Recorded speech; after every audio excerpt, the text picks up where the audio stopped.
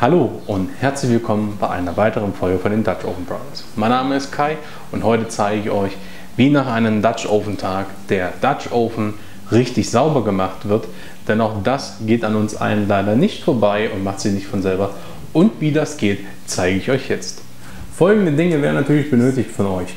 Einmal der dreckige Dutch Oven, dann einen Glitzy-Schwamm, der nicht so hart ist, weil sonst beschädigen wir damit die Patina, unser Rapsöl, eine Zewa-Rolle und ein ausrangiertes Handtuch für später zum Abtrocknen, wenn wir mit dem Dutch Oven am Wasser sind. Wie das jetzt alles weitergeht, zeige ich euch jetzt. Kommen wir zum Saubermachen am Waschbecken. Als erstes könnt ihr euren Topf hineinstellen und den Deckel mal abnehmen, weil wir befassen uns jetzt erstmal mit dem Innenleben. Und hierzu nehmt ihr bitte kaltes bzw. lauwarmes Wasser. Kein Spülmittel bitte. Spülmittel nehmt ihr bitte nur, wenn es nicht mehr anders geht und eure Verschmutzung extrem eingebrannt ist. Dann lasst ihr den Topf ein bisschen voll laufen mit Wasser, um halt putzen zu können. Solltet ihr wirklich nicht mehr drumherum kommen, mit Spülmittel arbeiten zu müssen, dann bitte müsst ihr diesen Topf wieder einbrennen. Das Video werde ich euch dazu oben rechts in die Ecke markieren bezüglich des Einbrennens, wie ihr da vorzugehen habt. Und ja, kommen aber nun zum Reinigen unseres Topfes. Ihr nehmt euren Glitzy-Schwamm, geht damit rein und fahrt dann mal so ein bisschen drüber weg. Es ist darauf zu achten, dass es halt kein harter ist, sondern ein weicher, wegen der Patina, damit ihr die nicht beschädigt. Und dann reinigen wir schön hier drinne das Ganze einmal schön über den Boden.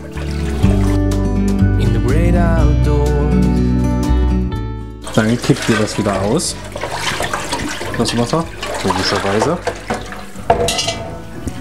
Und guckt, ob ihr alles getroffen habt. Wenn nicht, gebt ihr noch mal ein bisschen, hier in meinem Fall heißes Wasser rein. Nicht viel.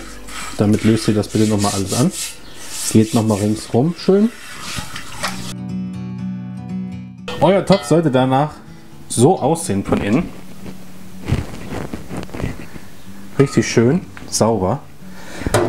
Von außen geht ihr ebenfalls noch mal mit lauwarmem Wasser entlang, damit dann die Asche auch runtergeht, weil die ist auch sehr aggressiv zu eurem Guss. Schön die Füßchen hier habt oder auch keine, je nachdem, was für eine Dutch Oven Variante ihr habt, und legt den Topf dann erstmal zur Seite. Als nächstes nehmen wir uns den Deckel vor.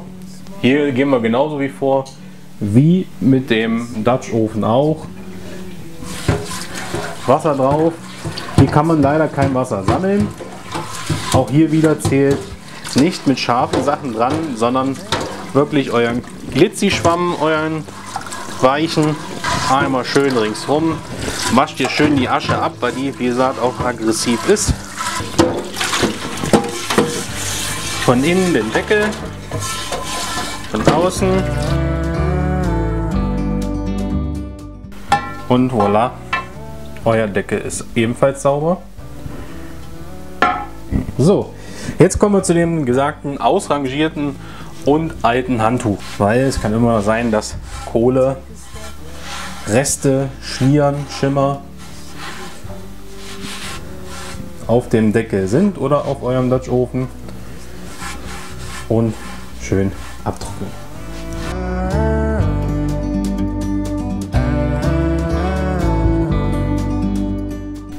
Das war schon mal der erste Teil vom Saubermachen des Dutch Ovens. Kommen wir nun zum nächsten Schritt. Und zwar nehmt ihr die Zewa-Rolle und euer Öl, hier am liebsten Rapsöl oder Sonnenblumenöl, reißt euch ein Stück ab und ölt euren Dutch Oven wieder ein. Quasi wie nach dem Einbrennen, nur halt ohne, dass er im Ofen war. Hat den Grund, Wasser greift Guss an und lässt den Guss trocknen bzw. auch rosten. Und so gebt ihr dem Rost keine Chance, trotz Abtrocknen dort was anzusetzen.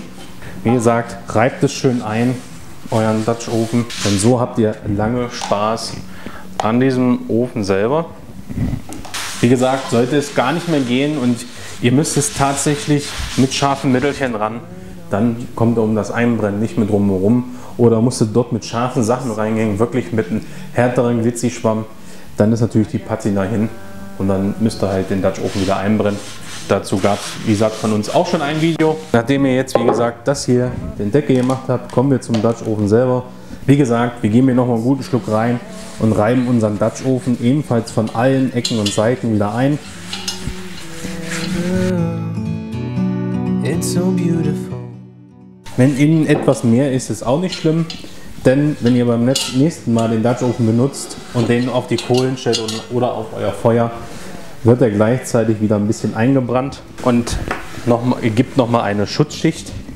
Ja, ich habe etwas mehr Öl genommen als eigentlich gewollt, wie ihr sehen könnt, aber der Dutch Oven kriegt überall sein Öl hin und ab.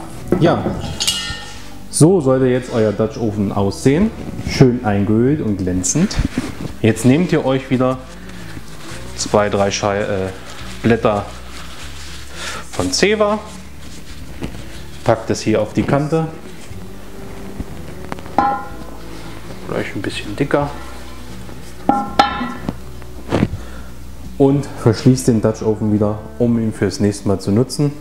Diesen Spalt solltet ihr machen, damit eine Luftzirkulation im Topf entsteht, wenn ihr den irgendwo trocken hinstellt, damit sich auch weiter kein Flugrost ansetzt. Denn auch Öl kann bei bestimmten Temperaturen im Keller auch mal leicht wegtrocknen und somit habt ihr dann die Sicherheit, dass Luft zirkuliert und dort auch nichts ansetzt. Und so ist euer Dutch Oven auch wieder bereit fürs nächste Mal und ihr könnt ihn wieder erneut wunderbar einsetzen für eure nächsten Gerichte. Hat euch auch diese Folge wieder gefallen? Dann lasst uns ein Like da, abonniert unseren Kanal, aktiviert die Glocke, um nichts mehr zu verpassen, folgt uns auf Instagram und auf Facebook und dann heißt es bis zum nächsten Mal, eure Dutch Oven Brothers.